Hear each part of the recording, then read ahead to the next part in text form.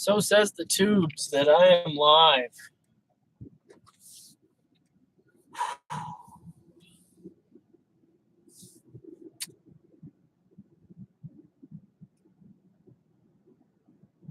I've got a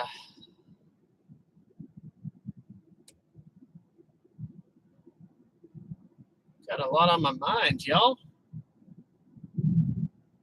Or really not enough, if you think about it. Hey, welcome. Glad you're here. Thanks for the one thumbs up.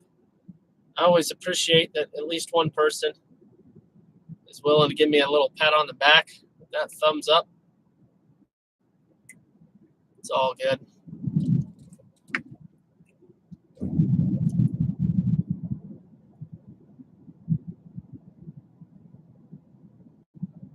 So I had some time to think about the Kiora banning. And I know that the best course of action is to just focus on doing the things that I know will add value to others' lives and my own. So I found out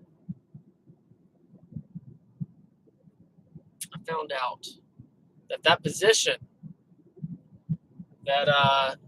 that they said that I might get an interview for,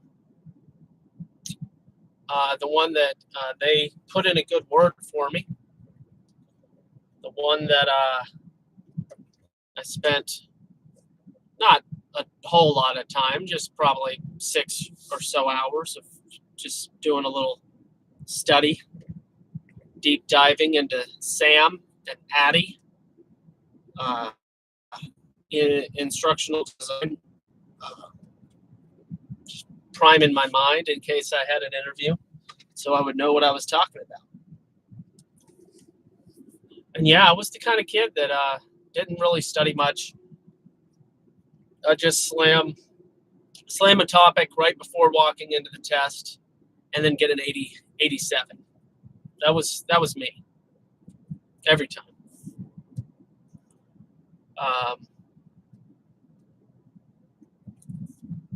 Chewing on the cud has never been a great skill of mine, but it's something I admire. It is something I admire. So I discovered that position that I had gotten some hopes up for, they had interviewed people weeks or months ago, and basically had people in a waiting list to be hired, and they just had to post it for formality's sake and never informed the contractor or anybody really that they basically already knew who they were going to hire. It's interesting. And that, among other things, just the nature of what I'm doing on a day-to-day basis, has me fantasizing about maybe becoming a garbage man. Or there's a poop factory next door. I could go work there. They process poop. You know, a water reclaimant or something facility. Just, you know, clean the poop out of the water and ship it right back out to the people in the city. I could go work there. They actually pay significantly more than I'm getting paid now, entry level. You just have to, you know, suck it up, pun intended.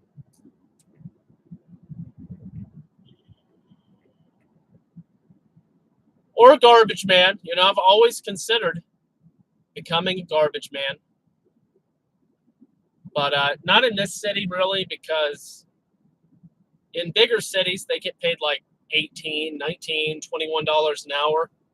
If you own your own company, you get paid a whole lot more, whatever, but that's a different kind of nightmare. But in a city where they're probably only going to pay $11.50 for the garbage man, that's just not. Obviously, I'm not going to downgrade. But I'm still, fantasizing about it, hypothetically. When I get angry or disappointed or frustrated, I kind of, just like what we talked about the other day, about how certain cultural types of people with certain tones of skin, you can go look up black-pilled videos. I'm nice until I'm not. He explains it beautifully. But I kind of go to extremes. So my extreme is, okay, well, I already feel like I've been humbled enough. Why not just take it to the next level? Why don't I just go wear a bear or like penguin costume? And those guys, they're shaded from the sun. It may be 125 degrees in that outfit, but I think that they actually get paid more than I do. So be a sign slinger. I'm not a good dancer, though. I don't think that'd work out. Oh, no. Or I could just, I don't know. What's the lowest of all? Not sinful, because, that's not an option no matter what. But what's, one of the lowest jobs you can imagine? What's one of the lowest? I mean, janitor? Janitors get paid like $9.50 around here, though, or $8.50, $8.75.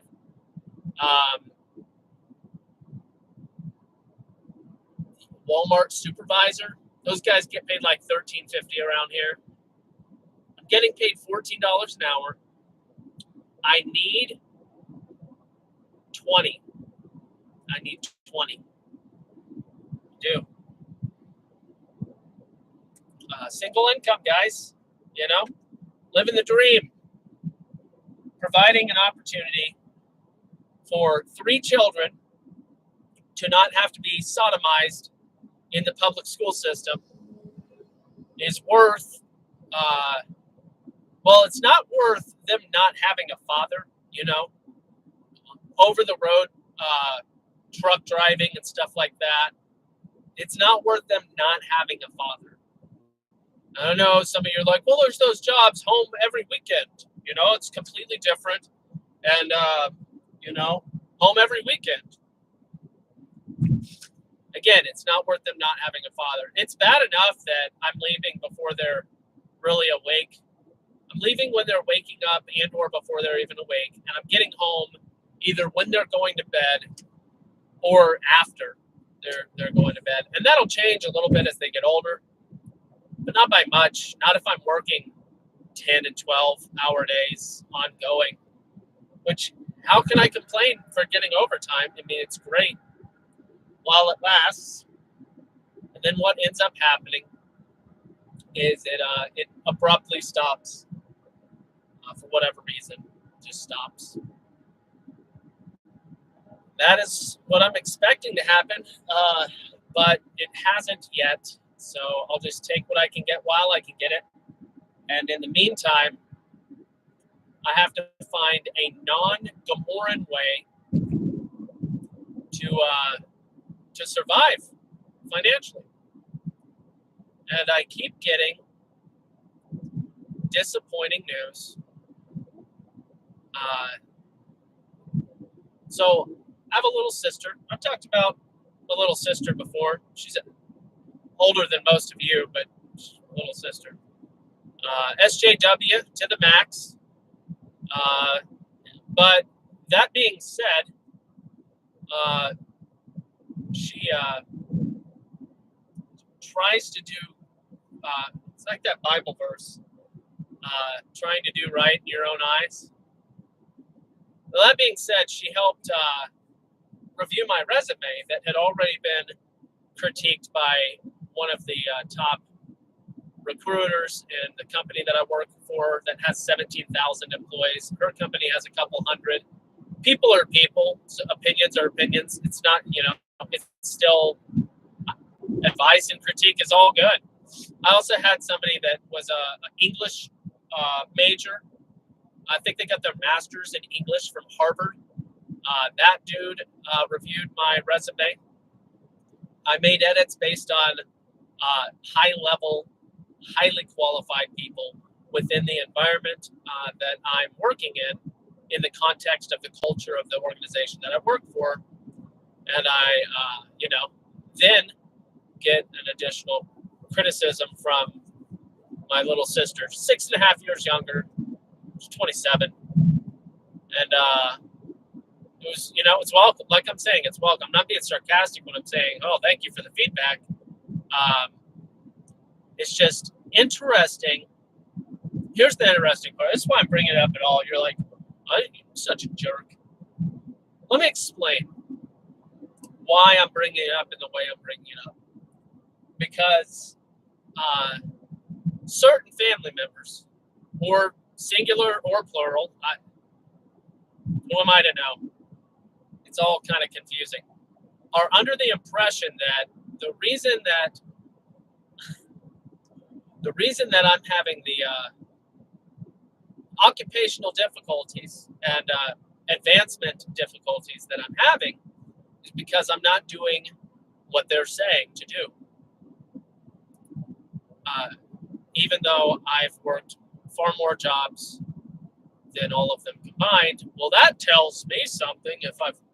That means that you obviously can't hold a job. Well, that depends on the context for each job change that I've had, doesn't it? So, I'm not getting fired from jobs. That's not what has happened. So there's a context to my circumstances. I've interviewed far more than any of these people that give these feedbacks to me. It's interesting, and I listen. I take it all into consideration, even if I think that they're desperately wrong or naive or ridiculous. I still listen, and I go, could they be right? Could they be right? And I go, hey, obviously things aren't going the way I wished or hoped they would, and I hate society and the system and bureaucracy so much, I have to assume that when I'm writing a resume, writing a cover letter, attempting to have a conversation with a potential connection or an interview or any of that, I have to assume that because of my prejudice against the bureaucracy, against the system, my deep, deep hatred for fakeness. Let me give you an example of what completely blows my mind and makes me really hate the system. The system. Let me give you an example. So I work in the largest credit union, federal credit union, largest credit union in the world. And, we're entrusted with over 8 million people's most sensitive data. And that's a highly scrutinized process to become an employee. You background check, credit check, all these things. They take a deep dive in, a little bit deeper than the normal job because it's financial industry. All right, so there's that trust, inherent trust by being an employee.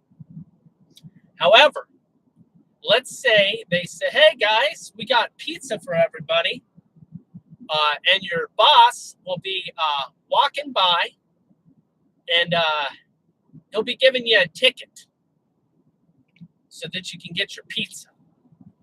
Hey guys, we got everybody one cheesecake, and you'll be receiving a ticket in order to get your cheesecake.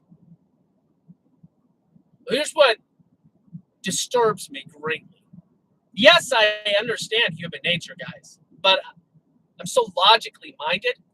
Let me tell you, I've had a lot of issues recently with just being judgmental, and I'll explain some of the ways that I'm judgmental. This example. So, in my opinion, your company buys cheesecake for everybody. These little cheesecakes. They're like, little single serve cheesecakes, like 5 or 6 bites, but whatever. Little cheesecakes for everybody. And the understanding is that everybody gets one. Just one. But in order to ensure that people don't lie and steal and take more than one, they have to hand out tickets so that nobody cheats. I say, if somebody cheats, fire them on the spot. That's the way that I think about this. Oh, I just didn't know. Then if you didn't know, you knew to come to the room. If you knew to come to the room, you got the message. If you got the message, it said 1. And if you didn't read that message, you're not the kind of person that we want working for us. Good day. And that's exactly how I would handle that situation. Goodbye. You're gone. You're out of here. But I'm also the same kind of guy that's like, okay, this is your 15th violation for, okay, like, hey, this is your 3rd violation for